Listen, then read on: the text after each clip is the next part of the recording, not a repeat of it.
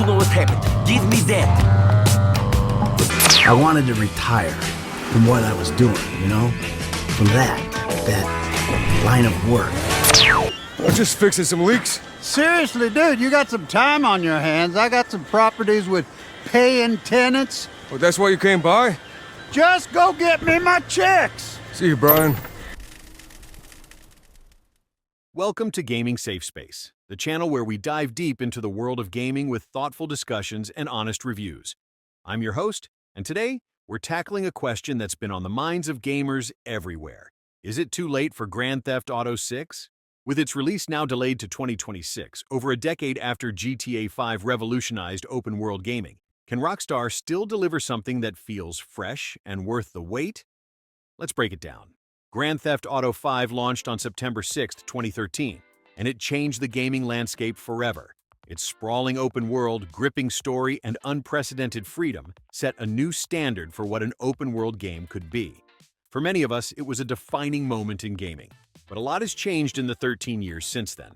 The gaming industry has evolved, player expectations have shifted, and open-world games are no longer a rare novelty. As someone who's grown alongside the GTA franchise, I've started to wonder whether GTA 6 can still capture the magic that made its predecessors so special, or if the world has moved on. Let's take a step back to my early gaming days. When I was younger, Grand Theft Auto 4 was unlike anything I'd ever played. I'd fire up my Xbox 360 after school, eager to wreak havoc in Liberty City. The open world felt alive, and the freedom to cause chaos was exhilarating. Back then, GTA 4 was one of the few games offering that kind of experience. I didn't have a PS3, so titles like Infamous weren't on my radar. I enjoyed games like Mercenaries, but GTA delivered a level of realism and immersion that stood out. I rarely touched the story. I just wanted to explore, steal cars, and create my own adventures. Looking back though, replaying GTA 4 for an upcoming review has been eye-opening. The third-person shooting mechanics feel clunky by today's standards, and the controls haven't aged well.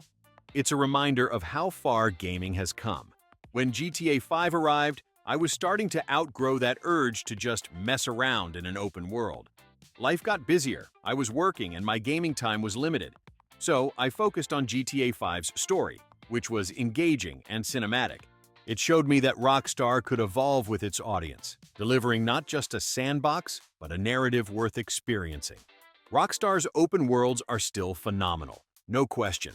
Their attention to detail, whether it's the bustling streets of Los Santos or the rugged landscapes of Red Dead Redemption 2, sets them apart.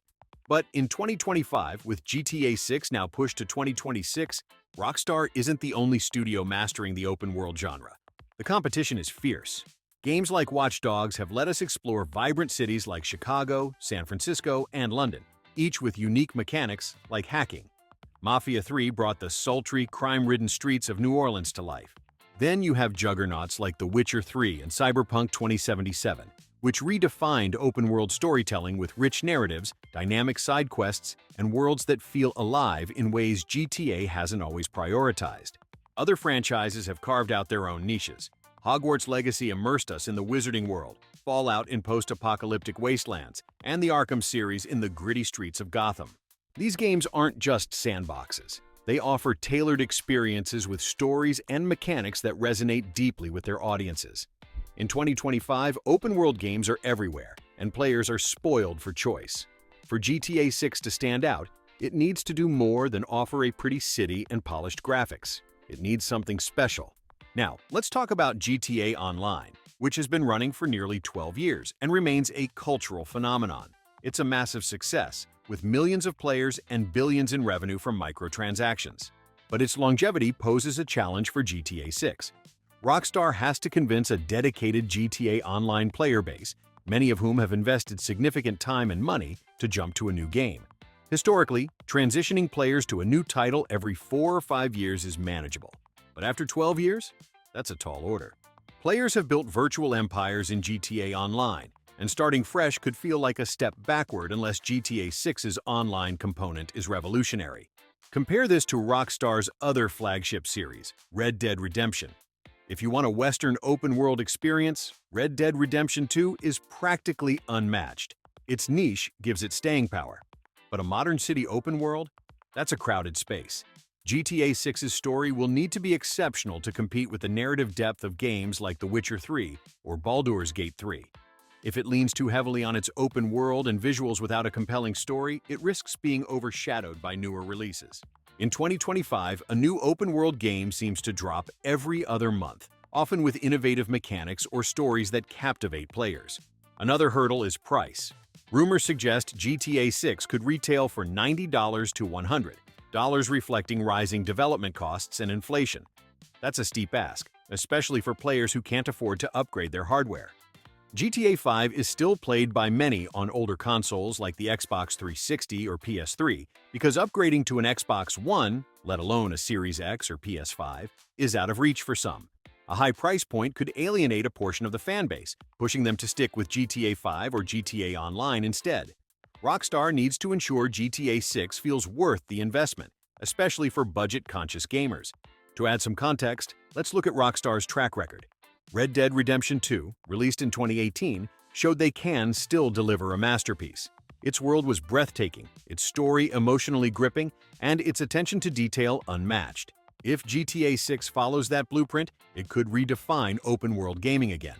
Fans expect perfection, and anything less could feel like a letdown after such a long wait. On the flip side, the delay to 2026 could be a blessing. It gives Rockstar time to polish the game and avoid the buggy launches that plagued titles like Cyberpunk 2077. In a recent earnings call, Take-Two Interactive, Rockstar's parent company, confirmed the delay was to ensure quality, stating, "We're focused on delivering an experience that exceeds expectations." That's encouraging, but it also means GTA 6 will launch in a market even more saturated with open-world games, raising the bar higher. So, is it too late for GTA 6? I don't think so, but it's not a guaranteed home run either. Rockstar has the talent and resources to deliver something extraordinary, but they are no longer the only ones setting the pace.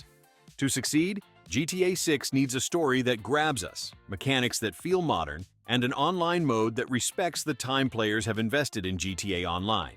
It also needs to justify its price and feel accessible to a diverse fanbase.